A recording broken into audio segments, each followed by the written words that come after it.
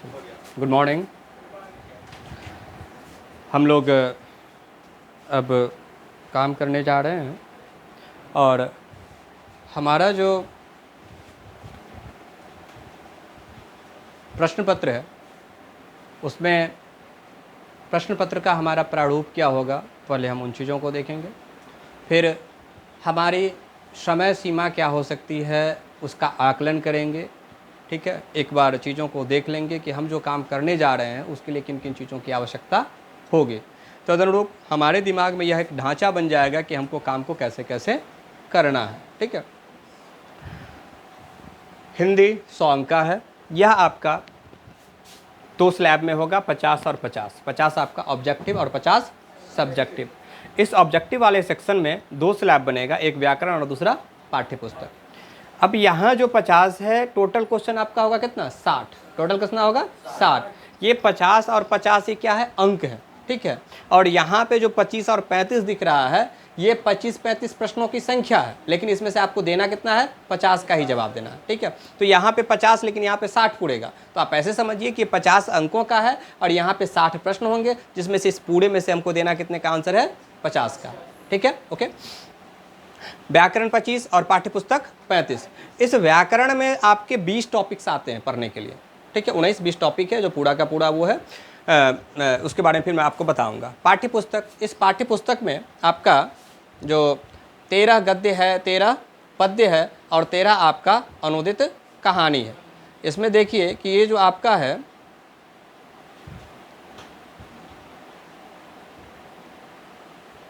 ये आपका पाठ है ना, गद्य खंड, पद्य, काव्य खंड और प्रतिपूर्ति। तो इस काव्य को मैंने पद्य लिखा है। ठीक है, तो पद्य और पद अलग अलग चीज होता है। पद्य में ये पूरा का पूरा काव्य खंड आ गया, और देखिए ये पद लिखा हो, ये पद लिखा हो, ये पद का नाम है। ठीक है, पद एक खंड काव्य का या पद्य का एक तरीका होता है। जैसे गद्य में है ना, गद्य विधा में कहानी हो सकती है, निबंध हो सकती है, नाटक हो सकती है। तो ये सब चीज़ें क्या है, गद्य विधाओं के अंतर्गत आने वाली चीज़ें हैं। इसी तरह से पद्य यानी कि काव्य खंड के अंतर्गत करवक पढ़ना है, पद पढ़ना है, पद पढ़ना है, फिर छप्पय है, कवित्व है, और फिर यहाँ से कविताएं हैं। ये सब कविताएं हैं, और यह पद्य का प्रकार है, करवक, पद, छप्पय, कवित्व। जब चीज़ों को पढ़ेंगे तब हम लोग समझेंगे। बात समझ आई? तो ये कितना है, 13। अब देखिए यहाँ पे आपको दिख रहा है 14। 14 इसलिए दिख रहा है क्योंकि 9 के बाद 10 गायब है। बात समझ में आ रही ना? तो ये आपका 13 यहाँ से, 13 यहाँ से, 13 कितना हुआ, 26, और 3 प्रतिपूर्ति है। प्रतिपूर्ति क्या है, अनुदित कहानी है, दूसरी भाषाओं से ली गई हुई कहानी है। दूसरी भाषा ये जो है, रस्सी का टुकड़ा, गाय डी मोपासा, क्लर्क की मौत, अंतोन चेखव, पेश की हेनरी लोपेज। ये नहीं लिख रहा, दिखने से लग रहा है कि ये हमारे भारतीय राइटर नहीं है, ये दूसरी भाषाओं के लेखक हैं, साहित्य के ही लेखक हैं। लेकिन ये इतनी प्रसिद्ध कहानियां हैं और इतनी महत्वपूर्ण कहानियां हैं कि उसको हिंदी में अनुवाद करके आपके पाठ्यक्रम में शामिल किया गया। राइटर बहुत सारे हैं, लेकिन आपके पाठ्यक्रम में जिन जिन लेखकों की जो रचनाएं आपको दी गई है, उसका कोई ना कोई मतलब है कि आपको वही पाठ पढ़ने के लिए क्यों दिया गया है। इसलिए कि वह आपके उम्र के हिसाब से, आपके सोचन शक्ति के हिसाब से, आपके आगे आने वाले जीवन के हिसाब से उन चीज़ों की आपके लिए महत्वपूर्णता है, इसलिए इन चीज़ों को दी गई है। बात समझ में आ रही है? तो गद्य खंड, काव्य खंड और प्रतिपूर्ति, ये आपको ये देख लिया कि आपको पढ़ना क्या क्या पढ़ना है।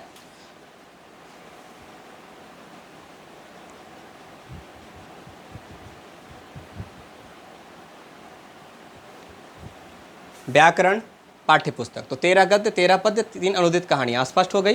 ठीक है, इसमें क्या है, अब लेखक परिचय और गद्य पद्य, ये जो आपका ऑब्जेक्टिव प्रश्न होगा, इसमें से 25 प्रश्न आएंगे लेखक परिचय से और 10 प्रश्न आएंगे आपके गद्य पद्य से। तो लेखक परिचय से आएंगे का तात्पर्य ये है कि आपका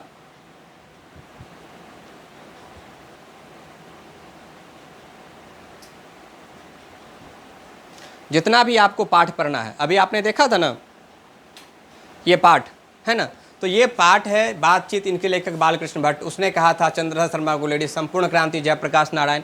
तो इन सभी लेखकों का परिचय दिया हुआ है आपके किताब में, दिया हुआ है। अब जैसे कि आप एक देखेंगे कि पहला पाठ जो है आपका वो क्या है, बातचीत, और बातचीत के लेखक कौन है, बालकृष्ण भट्ट। तो बालकृष्ण भट्ट के बारे में आपके किताब में जो पूरा का पूरी चीज़ें दी गई है वो ये रहा।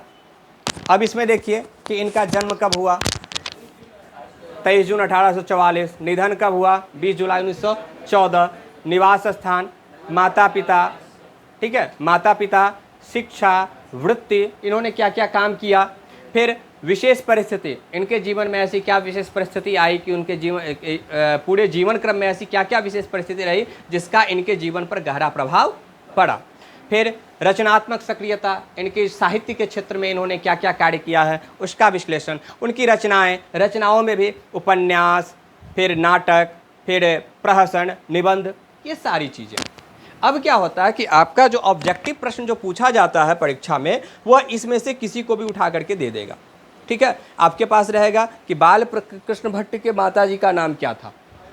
ठीक है, तो यहाँ पे तो आपको दिख रहा है पार्वती देवी, वहाँ पे 4 ऑप्शन दिखेगा और आपको उसमें से सही पर टिक लगाना होगा। आपको दे सकता है, कहीं से दे देगा कि नूतन ब्रह्मचारी के लेखक कौन है। ठीक है, तो अब नूतन ब्रह्मचारी यहाँ पे दिया हुआ है, अब वहाँ पे आप ऑप्शन दे देगा आपको बालकृष्ण भट्ट, चंद्रधर शर्मा गुलेरी, जयप्रकाश नारायण, अज्ञेय। तो ऑप्शन आंसर क्या होगा, बालकृष्ण भट्ट।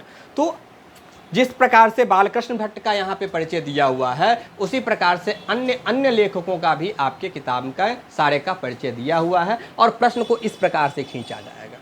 प्रश्न का प्रकार ऐसा भी होता है कि आपसे कह देगा कि नूतन ब्रह्मचारी किस विधा की रचना है। तो नूतन ब्रह्मचारी उपन्यास है। क्या है, उपन्यास है। बात समझ में आ रही ना। तो प्रश्नों को अंदर से देता है, राइट। अब ध्यान दीजिए कि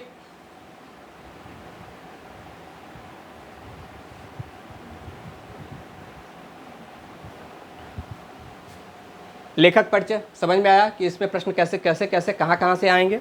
फिर गद्य पद्य। गद्य पद्य में क्या है कि जो अभी तो मैं बालकृष्ण भट्ट का देख रहा था, फिर आगे का पूरा पाठ है बातचीत। अब बातचीत जब पाठ को पढ़िएगा तो उस पाठ से जो प्रश्न बनेंगे उसमें यहाँ से प्रश्न आएगा। तो ये जो 8 से 10 प्रश्न रहेगा वो आता है आपके कहानी कविताओं से, और 25 प्रश्न कहाँ से आएंगे, लेखक परिचय से। अभी तक क्या है कि हम लोग जो 8वीं 10वीं पढ़ करके आए हैं अभी तक हम लोग लेखक परिचय नहीं पढ़े हैं। हाँ, जो 10वीं में CBSE वाले बच्चे होंगे उन्होंने लेखक परिचय पढ़ा होगा। जो 10वीं में CBSE बोर्ड की परीक्षा दिए थे उनको पढ़ना था, लेकिन जो बिहार बोर्ड से परीक्षा दे के आए हैं उन्होंने अभी तक लेखक परिचय नहीं पढ़ा है।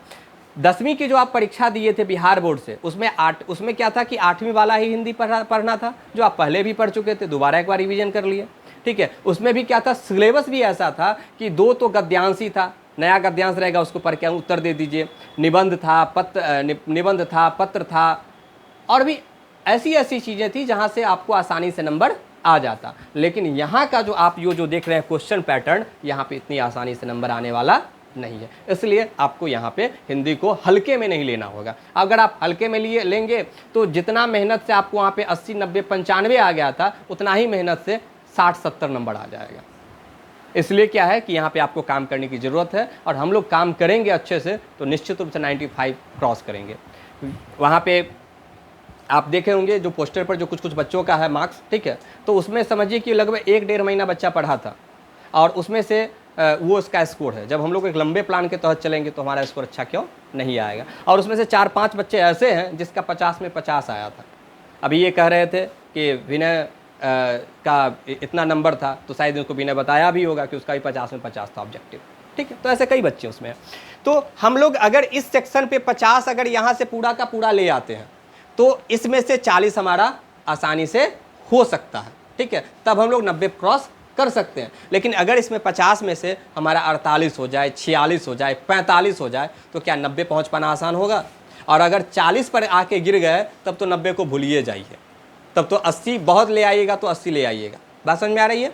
तो हमको क्या काम करना है, हमको पूरा 100 के लिए काम करना है। हमारा 95, 96, 97 तक स्कोर जाना चाहिए, और उसके लिए पहला प्रयास क्या होगा कि 50 में 50।